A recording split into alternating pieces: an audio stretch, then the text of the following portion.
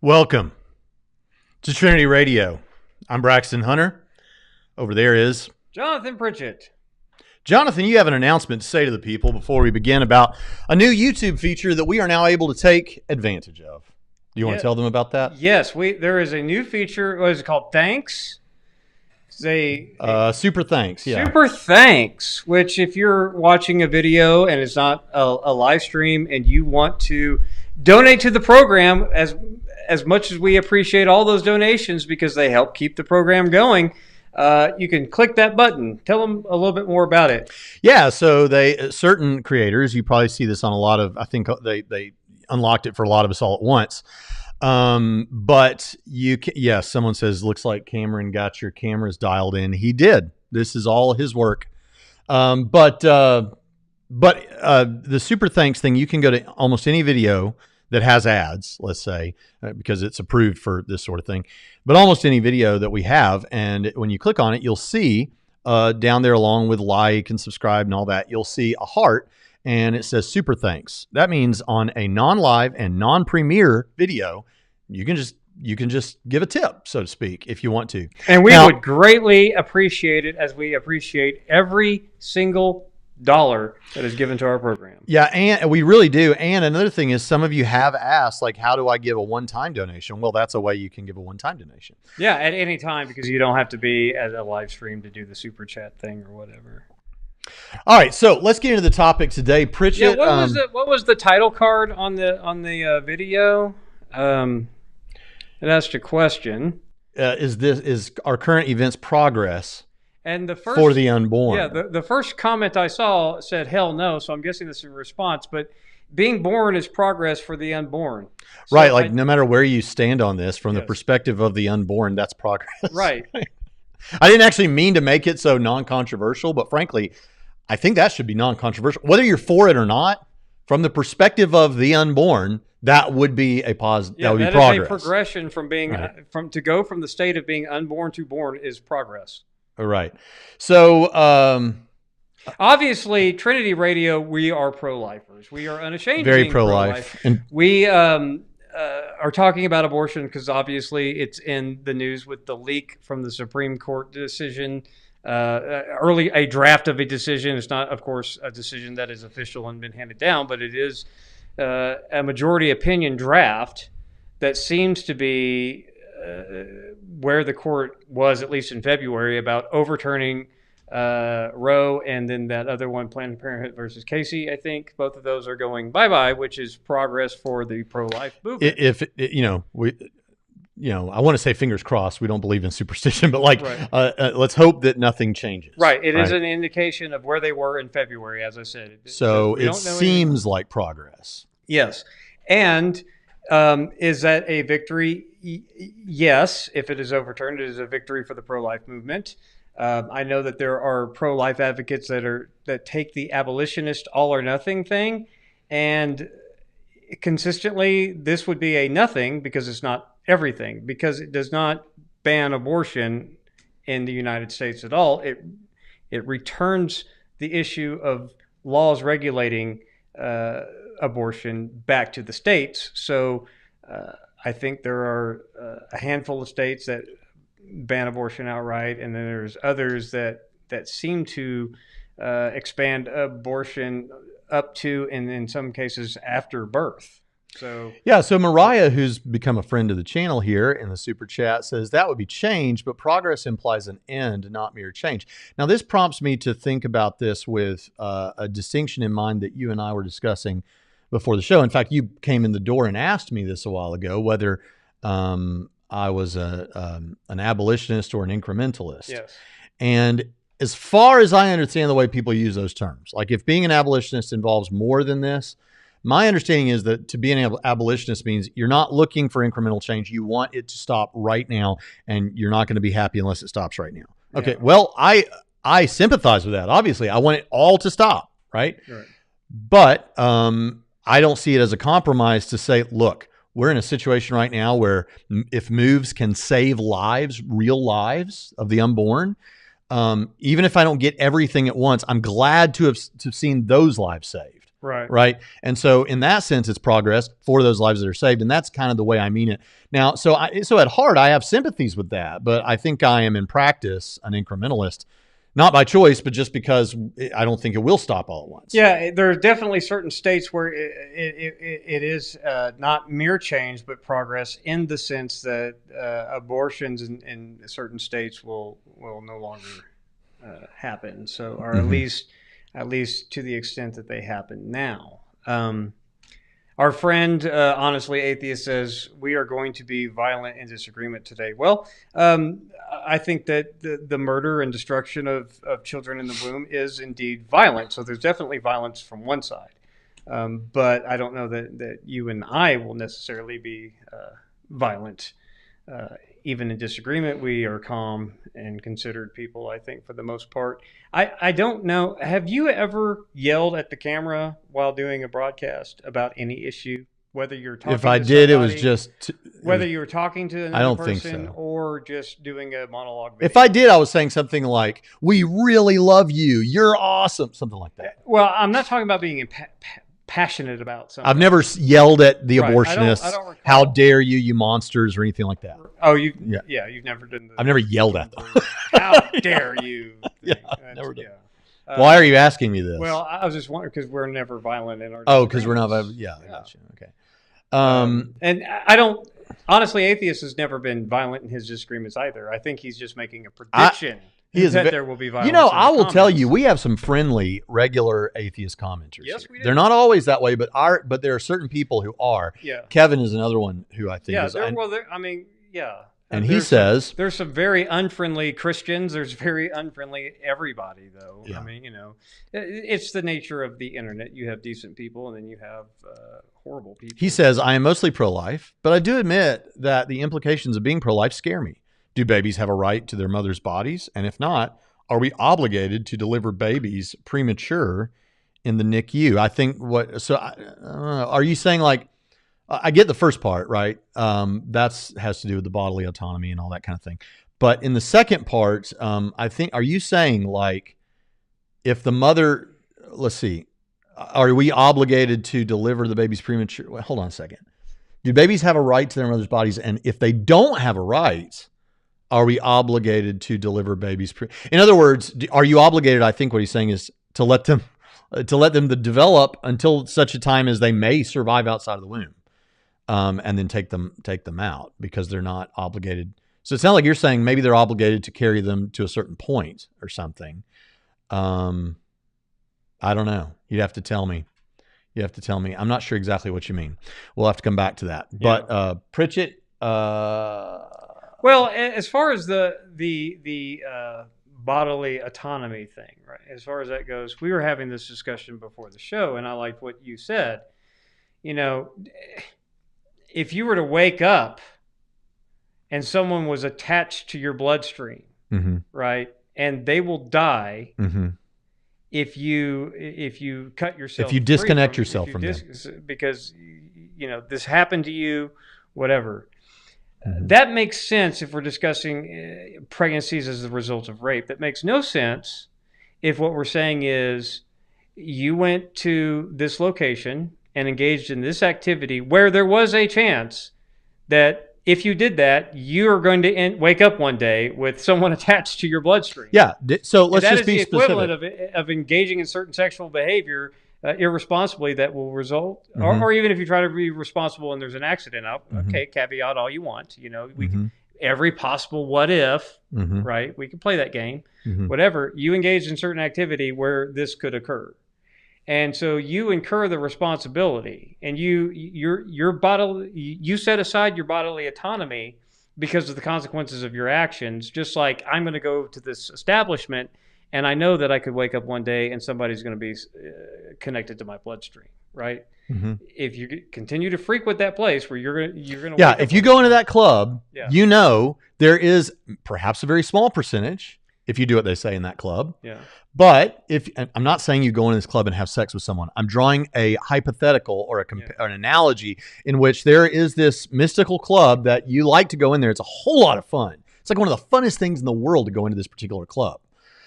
But if you go into this club there's a small percentage chance that you're going to wake up in the morning attached to someone and they're going to rely on your body for survival. Yeah. Okay, that's weird, but that is entirely that is actually more what the situation is than you just woke up that way. Yeah. And that means, as you're arguing, and as you're, like I said earlier, is you are in some sense making this choice that I'm going to engage in an activity that has this percentage chance of failure, and I'm living with those consequences. Right, and what my behavior does in this situation with these consequences will affect another human or person, if you want to use the word person. Mm-hmm. It will affect another person.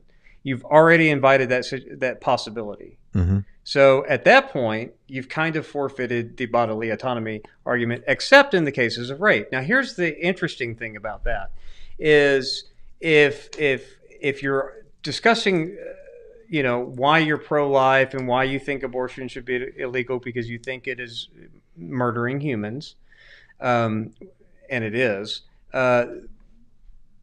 What about cases of rape? That's always the question, mm-hmm. right? But it's a disingenuous question because if you say, okay, I take the deal. This is what I want people to hear what you're about to say. I'll take the deal. For the sake of argument. For the sake of argument, mm-hmm. I'll take that deal. So we ban all abortions except for the 1% or fewer that are rape cases. They'll never take that deal. So even if I were to say I am fully on board with making that exception, mm-hmm. since they won't take the deal, it's disingenuous anyway. So the rape cases, because they're so small in comparison to the overwhelming use of abortion as contraception, it's a red herring. And because they're bad faith actors on that, you don't even have to get into that. Mm-hmm. But you and I had an interesting conversation. We were talk about all of it. That pill that you can take, like in the rape kit, within 72 hours, you may be able to prevent a pregnancy, right? And if the intent is to prevent or terminate one, or take that possibility, you're taking on, that's the words you use for going to the club, mystical club, right? Mm-hmm. You would say your intent is to prevent a pregnancy, but you're saying that you're also taking the chance of killing a human or murdering a human being, right? So it's very complicated, mm-hmm. It's very, very intense, and people have disagreements about that. None of which actually matters if granting that exception in all cases of rape were to mean, okay, then we're going to outlaw the convenience abortions. Mm-hmm. Right. And I would understand the pushback is if the only reason to be pro-life is because you believe that an abortion is the murder of an innocent human person. That's the only reason. And if you're going to make exceptions for that, then are you let me make a couple principle? of caveats here. Because I always forget to make this caveat to the end, and already we've waited 15 minutes and a half, and that annoys me. I should say this as a caveat, and I mean it. I know you don't like when I make caveats, but people's lives like people are at making stake. Caveats when they're trying to say Calvin is this, but we know that it's no. What you probably know the caveat I'm going to make, which is you keep saying abortion is murder. The caveat I want to make is I recognize a difference between a person going to get an abortion who the culture has told it's fine and they haven't had influences to show them otherwise, and they're somewhat ignorant about this, which it's hard to be anymore in America, but I'm just different about that than the people performing the abortions who understand all the facts. Well, they know that they're murdering. And so is it unjust killing in both cases? Yes, but if intent matters, I think that for the girl who has the abortion, I don't know about each individual girl that she had all those facts. And so her intent might have been a little different. I'm not letting her off the hook. What I am saying is if you've done that, some of the rhetoric you're going to hear from me and Pritchett are not as obviously and rightly applied to you like they are the people making these decisions and pushing it. That said, we still think it's wrong. And so here's what I want to say to you. I mean, as far as God is a God of forgiveness. And while I make a non-religious case against abortion, just so that people don't shut me down immediately, if you believe in God out there, God is a loving God. He can forgive this. He can, all can be made new. This is not the end of your life. You shouldn't walk around feeling like a second-class citizen for the rest of your life. Yeah, I just Paul want to was a be murderer, clear David that was a this murderer. is a wicked thing you may have done without recognizing all the ramifications. I just want to say that, and that God's grace is big enough. That's right. And you could say that both Paul and David were murderers and used by God as well. So it's, there's definitely grace and forgiveness there. Now, the doctor who performs the abortion agrees with us. There's really no, does human life begin at conception or not? They don't disagree with us. They know that they are killing, right? Well, they're ending human life. Yes, they're killing some kind of human life. Yes. Then the question becomes, well, the cells that flake off of your body all day long are human life. And then the question is, okay, but that's a completely different category than human life, the category of human life that contains a unique genetic structure.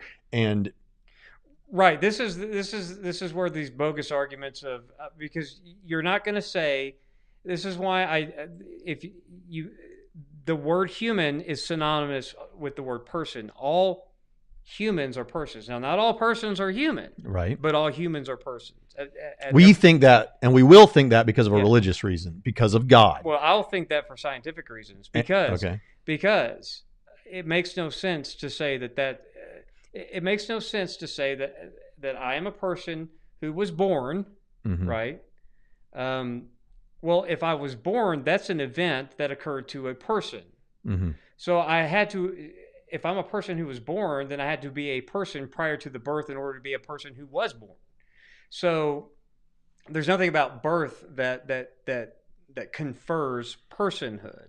I agree. Right? So these terms have to be synonymous here.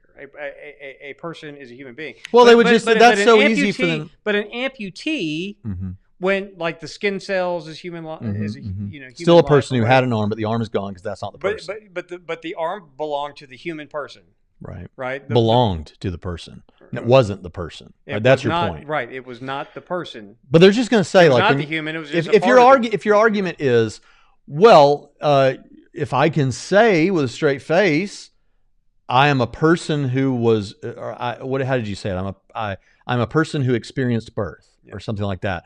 And so that means that it was something that happened to a person, right? Yeah. All they have to do is tweak the argument and say, well, yeah, well, we're just saying. First of all, many of them will say, we're just saying after a certain number of weeks, you become a person or something, or after a certain level of development, or after a certain size, or after a certain right. That gets us into the sled. It does, but still, the point is they could say, well, they say a lot. After that, you're a person, and that's all we mean.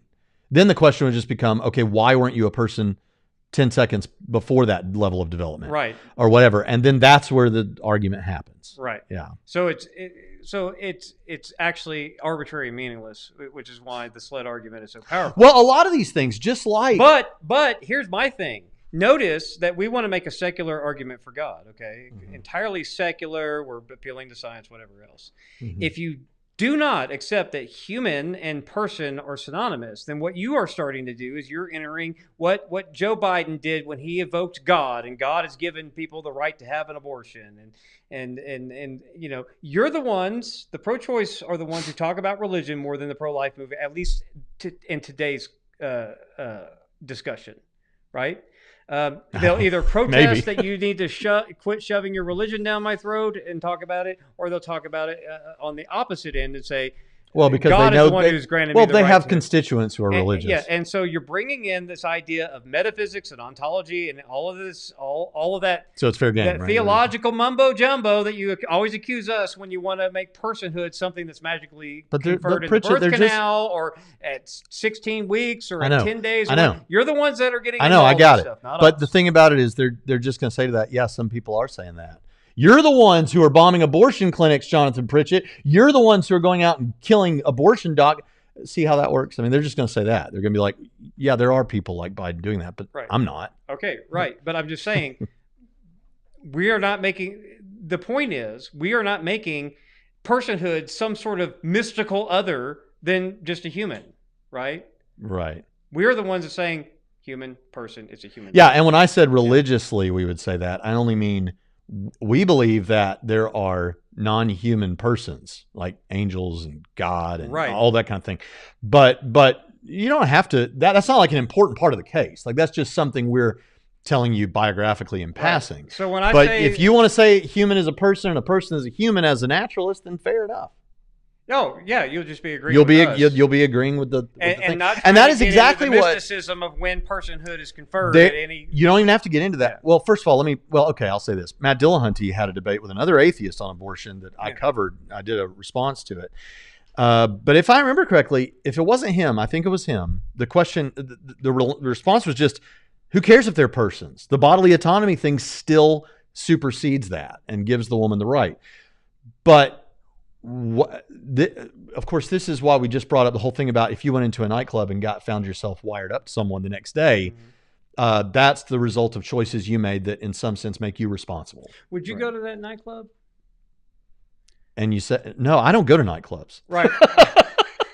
Well, I don't go to. I thought about that. Like, I've only been once. I was a teenager, and I thought about that. Special. Like, okay, what if it's a movie theater instead of a nightclub where you have a chance to be? This is like an amazing movie theater, the greatest movie theater ever.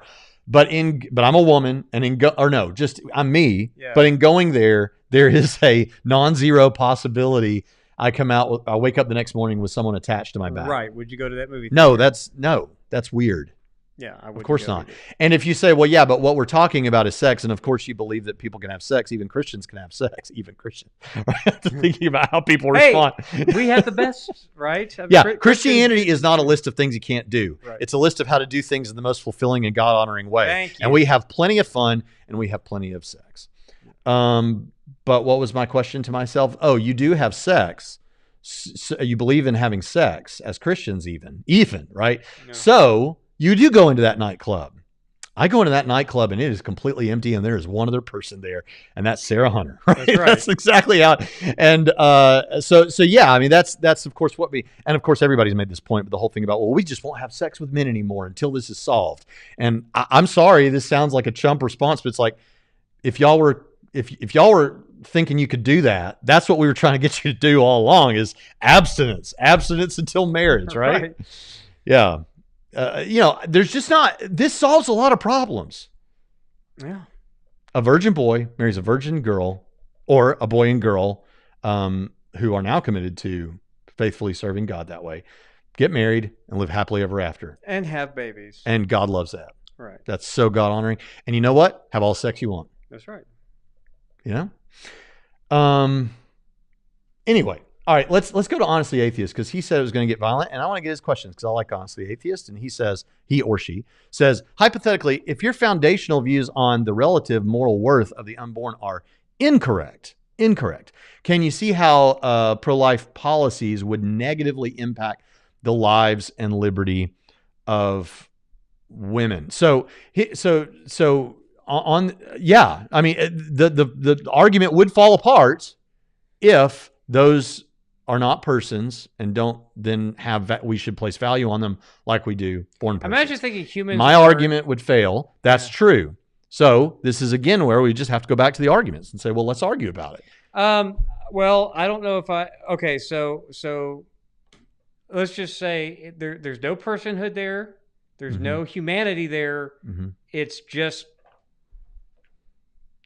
it's just a thing you can do. A tumor, right? Yeah. This goes back to Louis C.K. years ago, opening a show in 2017 on Netflix, a Netflix special, and having a rare moment of complete, unfettered, like straightforward honesty about this. Yeah. Where he's like, folks, we're killing a bunch of babies. Let's just call it what it is. And he's like, oh, you don't like that. I get it. Well, here's the thing. Is it like expelling waste from your body, or is it a human life and we're killing a baby and we're killing a baby? Which is because if it's not either one of those things, or if it is like the waste, then what is all this existential angst that we hear about? It was a hard decision to make, but it was the right decision for me. Well, why was it a hard decision to remove waste from your body? Right? Now, I get that if I put myself in the perspective of a person who doesn't buy a pro-choice person, let's even make him an atheist, a naturalist, okay? I can still actually see, that doesn't get me completely there, because I can still see how I think it's only fair to say I can see how a person in that position would still think about what could have happened. Even if it turns out ontologically that was like waste, right? And there's no moral content there, they can still think about what could have been, and they can feel bad about that. When people, but I think this is the very problem of trying to separate the two. Right. I don't think it's like that at all. This is why I don't see how these policies would negatively affect the lives and liberty of women, because I mean only in the sense that conferring personhood, like acknowledging that banning polygamy is a downer for Mormon, not all Mormon I know, but for some Mormons, right? Outlawing slavery and conferring personhood to slaves was a downer for slave owners. But it seems like I could argue that even if I'm wrong, we still know what that zygote becomes. And so allowing that expands liberty because it gives another freedom-possessing human freedom, right? Now, is it an inconvenience? Yeah. I mean, kids... What level of disagreement? What kind of inconvenience? That's the most you could say. It's not taking their liberty. It's not negatively impacting their lives, except for in the normal course that kids, they do cost money.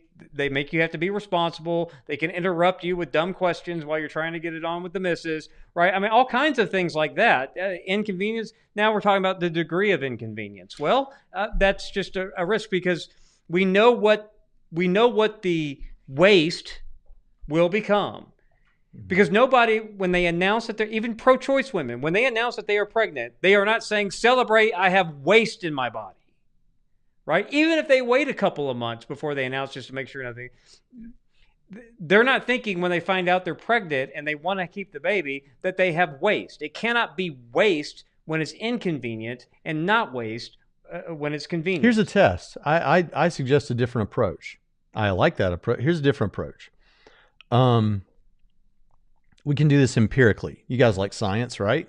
Let's do this empirically. Find me 100 women who are not celebrities who are trying to make a point on some platform.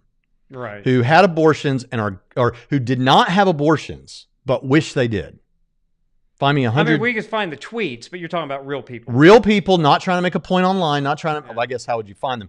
I just think we all know intuitively it's going to be hard to find people like that. Because, number one, it is true. Who's going to say that about their kid? You're basically saying, I wish my kid was dead, right? But secondly, that's a real phenomenon. We know that people tend to love their kids, right? Yeah, on average, yeah. Of course, there are horrible people out there. I'm just saying there's going to be a lot more women saying, thank God I did not abort this child. Okay, that's one test. Another test would be, because you can't ask women who did abort because they don't know what things would have been like if they'd had the kid, right?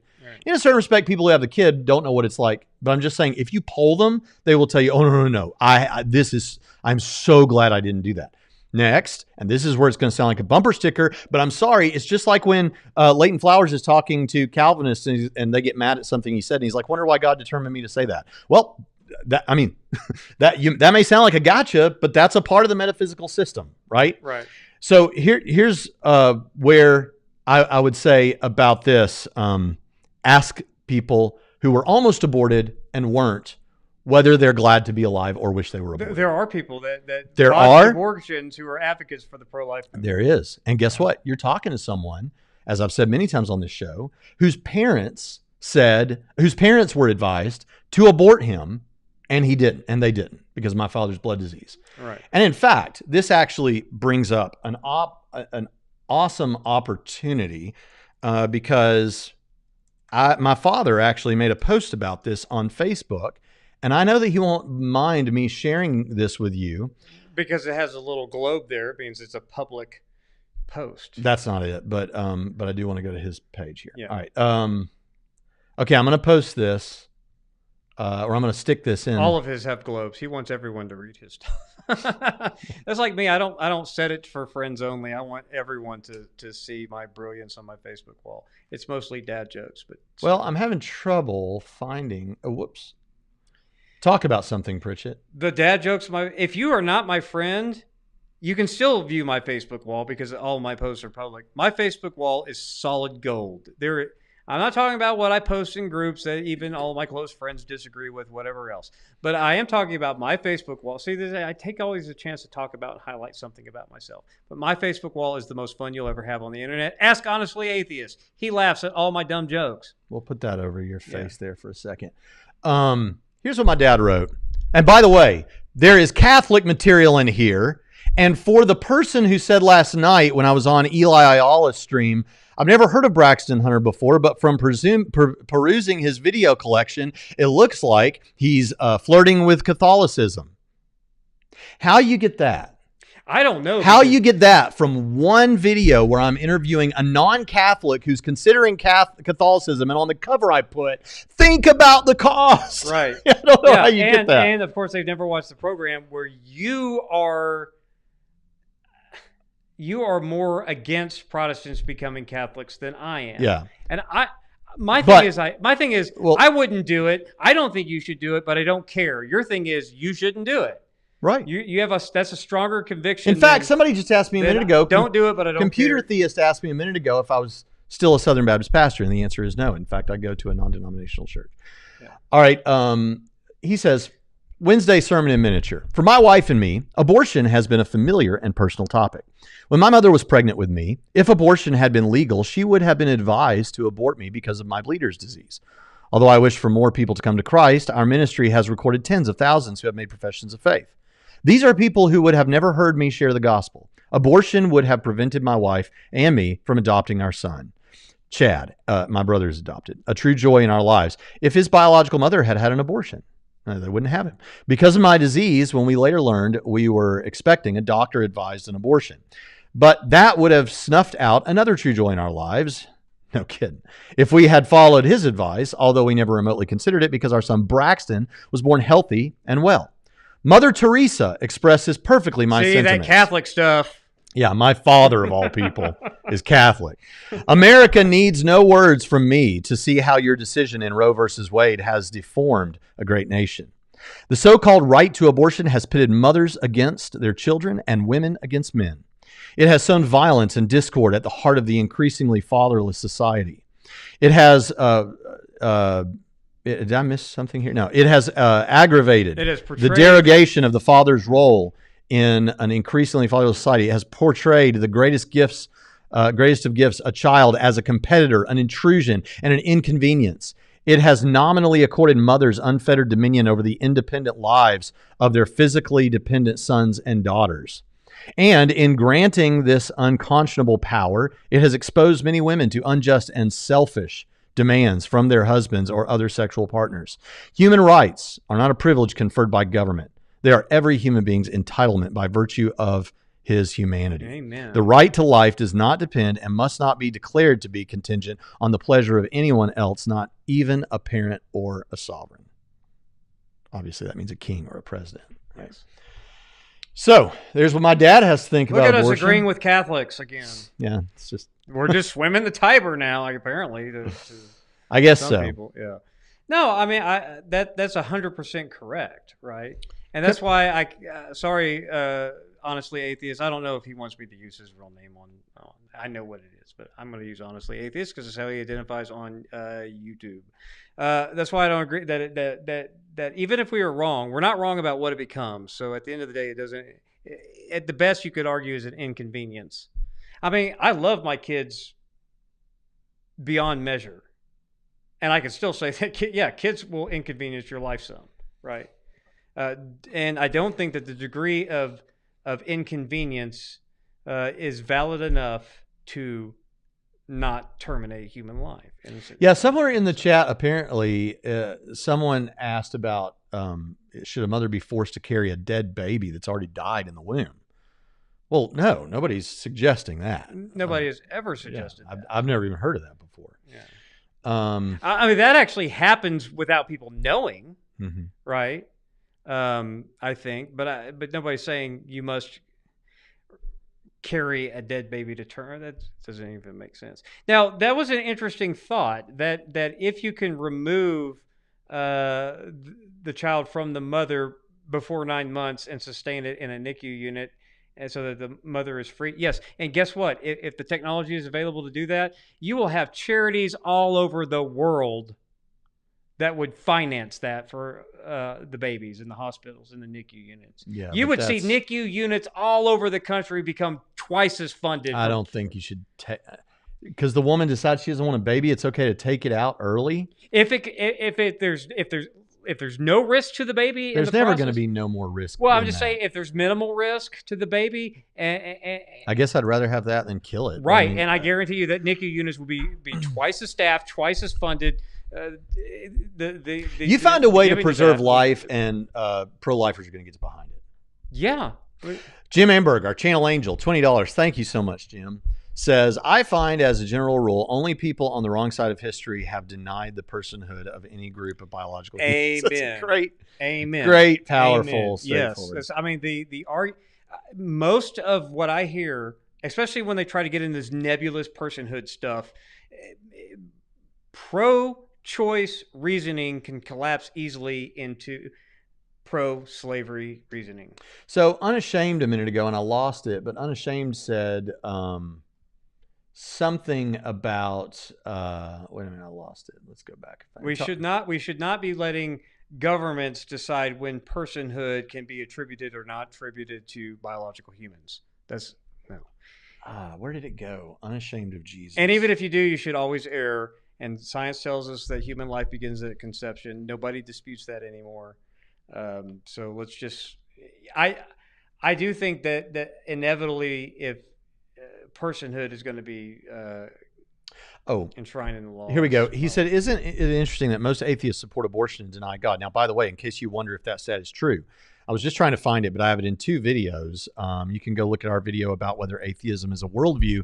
And we look at the Pew Research data on social issues like this and about evolution and all the. Actually, more, if I remember correctly, more people who identify as atheists in America are in favor of gay marriage than believe in evolution, if you can imagine. But the fact is, there are pro-life atheists. Oh yeah, that's true. I was talking about homosexuality. Oh yeah. But yes, in favor of abortion, it is the vast majority. It's like 80 to 90 something. It may be in the 80%, something like that.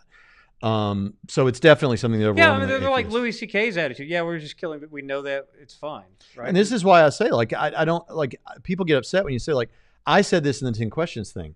Yeah. Everyone tried to misunderstand this, and some atheists knew what I was saying. I think many of them knew what I was saying, but they wanted to think that I was asking the same question that they hate, which is, you just became an atheist because you wanted to sin, right? They hate that. And that wasn't at all what I said in the 10 questions video. I said, can you at least understand why it looks that way to Christians in your family and stuff? Like, they're not just trying to hate on you. And I said, I realize the way you see this, but here's why they think that. And do you recognize this? And one of the reasons is when you become an atheist and you don't have God as a part of your worldview anymore, suddenly your political views are going to change because some of the things that prevented you from holding certain political views have changed. And it is very common on homosexuality and or LGBT stuff, gender issues in general, and abortion for people to change because they don't have those theological reasons to hold those positions anymore. Yeah. So it does look to some people like, oh, you just did that because you want to sin. I realize that's not what you're doing. I'm just saying, do you at least understand why it looks that way? Right. But in doing all of that, I mean, we there's the data. I mean, the data is that atheists tend to what the atheists watching this need to know is that never accuse Braxton of saying you're an atheist just because you want to sin. I'm the guy who says that, and I primarily say it because I know how much it irritates you, but never accuse Braxton. And I have to say something because everybody, well, you didn't say anything to Pritchett when he said that. First of all, do you know how many call-in atheist shows where you get 2 atheists sitting there talking smack about everything in the world, and there's not a Christian voice, and no atheist says, I mean, we're already trying our hardest to be as fair as possible here, right, as opposed to our interlocutors, right? So, yeah. But I do challenge that on a number of episodes. All right. Yes. All right. What else we got here, Pritchett? We carry the water at our good pleasure to carry the water for our opponents. We're not obligated to carry your water at all. And they're not obligated to carry our water, which I don't get offended when there's no atheist on this show that's at least trying. No, it's not their job to carry our water. it's just a little bit more engaging content when, if you don't have the other side present, to try to at least bring up what they would bring up, right? So, but that's at the good pleasure of the host. So he doesn't always have to try to walk back everything that I say. Okay. But he does, and it's annoying sometimes. Okay, so honestly, we've kind of, I think, said all I care to say about this. Yeah, I think that if you're a pro-life person, do not call out the people that, if they're not going to acknowledge that biological life or human life are persons, call them out for being mystics, right? Because it's our turn to do that. It's nonsense because if they don't want any point they want to confer personhood is absolutely arbitrary. Absolutely arbitrary. All human life are persons, right? So don't get caught up into those discussions. Well, here's another thing. Make them prove they're not persons. And then take that reasoning and say, okay, so how does that work when people used to say slaves weren't persons? Why does the government get to decide when personhood is? When it seems like whenever we like Jim said, whenever we confer personhood more broadly, it's always the right side of history. So all of this stuff about personhood is to muddy the waters. No, a human life is a person, period. And any kind of claim to the contrary is where you get into the sled argument, which you should go look up. We have videos on that too. And it's completely arbitrary. So watch out for that stuff. Hey, watch out for bad faith actors who want to make appeals to pity about every possible scenario that has nothing to do with 99% of all abortions, because they're bad faith actors who won't take that deal. So say, what do I think of cases of rape or incest or the mother's life? I think that's a red herring, and I think you're trying to appeal to pity, and I'm not going to be an irrational buffoon howling at the moon and entertaining your fallacies. It's just like the old thing of, move on. Well, if you were really pro-life, you wouldn't be for the death penalty. As if there's not first of all, I'm not for the death penalty. Now all the conservatives are mad at me. I'm against the death penalty. Yeah, we went through that. We've gone through all that. So you can't even hold that label on me, and I enjoy that. Yeah, or many Catholics. But even if you thought that, I think it was either Mike Winger or Mike Licona that put the other day that they found the numbers for like 2017 or something, and it was like, or maybe it was 2018, of how many executions there were in the United States. And it was something like 13 or 14. And why do people... Like 13 or 14. Why? And why do... And you use that to make millions of abortions okay. Right. But this is interesting, because why do we have people who oppose the death penalty, whether they're Christian or not? Right? Why? Because one of the reasons is our justice system gets things wrong. Our legal system gets things wrong. That's my reason, and frankly. We don't want people getting this wrong. Right. And it's not because there's going to be innocent people who end up dying because of bad courts, right? All that thing. That is important, but my reason is the fact that we don't do it consistently. And we know that from the point of conception, it is a human life that, if it comes to term without natural causes, will be exactly as you are anyway, so we don't have to have that debate. I don't want the legal system conferring personhood. I want that to just be assumed. Because human beings in our legal system get things wrong, we should err on the side of not murdering baby humans in the womb. Just like we should not err on the side of trusting our justice system to get it right 100% of the time. I'm going to say a couple It's the same. Well put. I'm going to say a couple of things in terms of brief announcements. This will take 20 seconds. Don't go away, because I'm going to say something about this matter to kind of, I think, cap it all off, I hope. Okay, so first of all, by the way, Honestly Atheist says, I sometimes fantasize about hosting a show that has one atheist and one theist. Believe it or not, there are multiple episodes of a podcast run by an atheist from way back in the day when I was just like, you have to go back to like 2007 or 8. Yeah. And this show, a Christian and an atheist. And you know what they use for intro music? Have you ever heard of the Christian metal band from the 80s called Stryper? Of course. Who hasn't heard of Stryper? This is an atheist-run show, but it's an atheist and a Christian in dialogue. And they have Stryper as the Stryper music. Yeah. Even people who have never heard a Stryper song in their life that's a Christian has heard the band name. right? Mhm. But anyway, I Well, said the all other of this. thing- Just so- don't get distracted with all of these side discussions in the abortion Well, yeah, conversation. but if someone throws up the death, because I But you can had argue your for the big, death penalty. you on had other your big grounds, emotional but final say. But I will say, if they do bring it up, say the same reasoning that would make you want to oppose the death penalty is why you want to oppose abortion. Even though I think I have reasons for allowing the death penalty. It's the same reasoning can be applied to why we shouldn't abort, why we shouldn't. So that's just don't get caught up in the side stuff. Anyway, okay, go ahead. Yeah. So Pritchett has just finished episode 1 of 15. 15? Yeah, there will be 15. Episodes on Calvinism. Yep.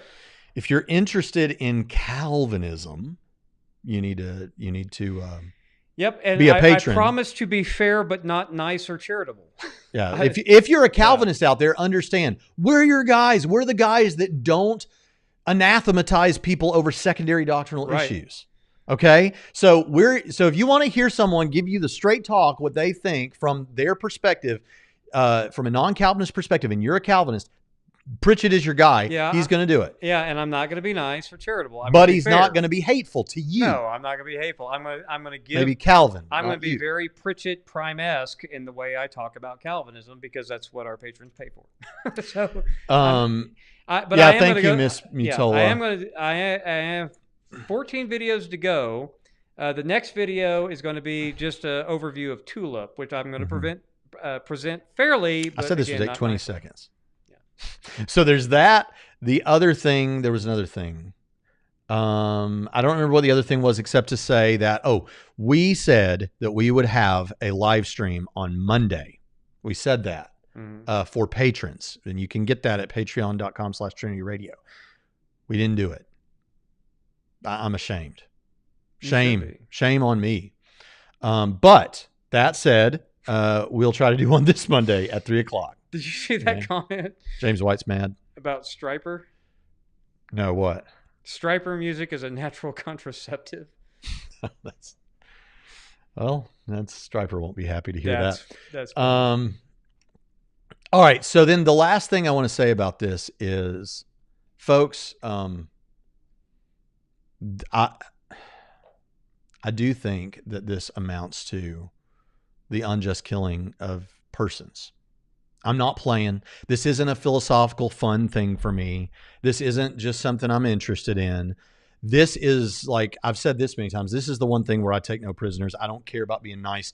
I'm nice to the people who have repented and don't, or feel, they want to put this behind them and not abort and are going to be pro-life in the future. I'm nice about that. I want to be nice to people who I'm trying to convince, but I want to be straightforward and not worry about being nice about this is the most wicked thing that our country has put a seal of approval on.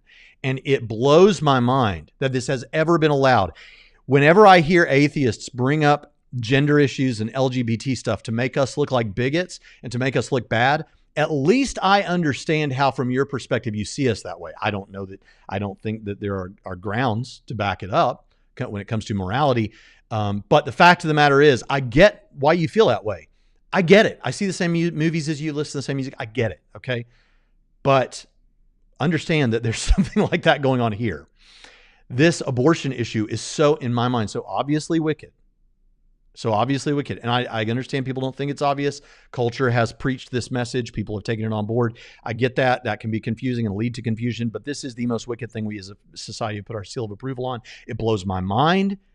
And I am thrilled to hear that it seems like there's going to be less of it, because I think it's wicked.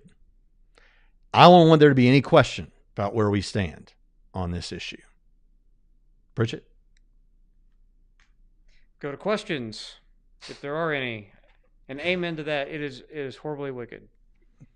Okay. Computational Theist says, Dr. Hunter, why are you against the death penalty? I think the murder of, or the crime of murder deserves the death penalty as stated in Genesis 9:6. Okay, I think there is biblical, first of all, Genesis 9, I go over all these questions in a paper that I wrote against the death penalty for Lutheran Seminary. You can not access that paper, but you indirectly can in the following way. In the episode of the Genesis series on this channel that deals with Genesis chapter 9, I read most of that paper, including why I hold these positions. And I also interact with an exegesis of that and all passages used to support this. So ultimately, here's what I want to say. While I think that there's good debate around those passages and the exegesis of them, I can grant what you probably think about those passages, because I actually, in principle, am not against the death penalty. What I'm against is the fact that we use it so inconsistently in the United States. Until we get consistent about this mess, I'm saying no go. So it's not that I won't be pro death penalty in the future, because here is the reason why, in principle, I'm in favor of it, and most Christians and most pro-lifers who are in favor of it are in favor of it, and it is because there is a very clear difference between the unborn who have made no decisions or done anything except exist and live, and a person who has willfully decided to commit a crime as an adult. Right? Right. So there's how I feel about that. Yeah. But I don't hold anyone else to my positions on that. I can't be dogmatic about that. And I agree that you have the weight of Scripture, a good case from Scripture supporting it in principle. That's why I hold it in principle. So I'm not putting this on you, computational theist. I still support the death penalty in principle and in practice. I think that there needs to be great caution. I mean, overwhelming, incontrovertible evidence before you execute anyone for murder. But MJ, Jackson, and Beeler were both super chats. So. Oh, I'm sorry. I missed you guys. I've gotten all passionate and got away with myself. All right. Thank you for that super chat, Matt. Grace and peace. All right. I've got a note to call you, Matt, so don't think I've forgotten you. Thank you so much for that, though, Matt Jackson. And you Derek Beeler. have really, really helped us a lot over the years. Derek says, speaking of Reformed theology / Calvinism, I'm reading Luther's Bondage of the Will. What are your thoughts on it? Very interesting, because you get a lot of the back and forth of Luther and Erasmus in it. It's engaging literature. Doesn't take long to read. Yeah. You can read it. I think that Luther's position, I think I agree with Ken Keithley on this, that it ultimately, like Jonathan Edwards' freedom of the will, I think Luther is ultimately a fatalist and can't escape that. And it's a giant non sequitur of our will being in bondage to sin. Therefore, everything that happens is no longer contingent. It's all of necessity. No, it's ridiculous. So I think he collapses into fatalism. But it's interesting.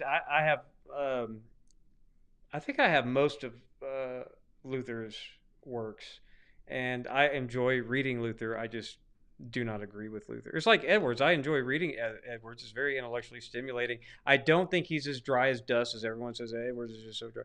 But Edwards is, he's wrong on so many things, both morally. Hey, look, there's a Pine Creek robot in the chat. You can always tell those. They use all his language. I love it when people think for themselves, don't you? All right, here's Brando. Not sure about the law system much, but isn't murder a federal law? State cannot allow it. So if abortion is not covered federally, could it be considered murder eventually? That's a legal question that I'm not qualified to answer. States could, there's actually, I think, a bill right now that will say that abortion is a homicide, which just means a death has occurred. But that leaves open for manslaughter or murder or charges of first degree, second degree, whatever. They can that's going to be, that's the thing about these going back to the states. You're going to have states get to decide. So even though they're trying to say that they're going to make a federal law in the Congress and the Senate before the midterms, it won't matter. That could be challenged in the court, because the getting rid of Roe and Casey sends it all back to the states, and I don't think that the federal government can pass a national law on that. I don't think. I think that there's a federalist argument against that. But I'm not for sure. I'm not a lawyer. But overturning Roe v. Wade does send it back to the states. But even if they did, I don't think that you're going to get a bill passed, and even with the Democrat-controlled majority, on a national right to abortion bill. So that's where I think. Kevin O'Connor says, do you draw a distinction between a girl who accidentally gets pregnant by having risky sex versus a girl who gets mugged walking alone through a rough part of town? Yes. Yeah, we said talked that about to it at the Shot very beginning Pritchett. of I struggle with this. I understand why you struggle with it. I draw a distinction in the sense that I draw a distinction in the intentions of the girl. But and like this girl, like, remember how we said about you wake up wired to someone? Well, but you did make a choice to go into the mystical club, right? Mm-hmm. This girl didn't make a choice to go into the mystical club, so it's literally not her fault, right? In any sense, right? But that doesn't mean, I think, that because that happened, it's okay to, if it's an unjust killing, engage in an unjust killing, right? That changed something about the situation of the girl, but it didn't change something about the situation of the fetus. I'll tell you what, this has been fun, but it's time to go. Folks, I loves you. I loves all of you. Atheists don't like it, some of them, when you say that, because they think it sounds too... We're the channel that loves ooey atheists. gooey and emotional. I don't mind it, man. There's nothing wrong with showing affection for my fellow man or my fellow woman, so long as it's appropriate. And there is nothing wrong with saying this is the channel that loves atheists, because we do. We do. We do. Right, Pritchett? That's right. And we love women who have had abortions. Yes. And absolutely. so does Jesus. I love abortionists. That's right. You had a harder time agreeing to that one, didn't you? No, I said that's right. We want them to repent and believe the gospel. All right, folks, this has been fun. Hope you like our new screen setup. See what you think about that. Tell us what you think about that. And while you're typing that comment to tell us what you think about that, I just want to say this has been so much fun, and we'll see you next time on Trinity. Oh, by the way, become a patron at patreon.com/Trinity Radio. And thank you, Remnant, for that last minute super chat where you just want to thank us and say, keep up the good work. Jesus is Lord. Amen. Thank you so much for that. We need that. Thank you very much. And we do love you all, and we'll see you next time on Trinity Radio.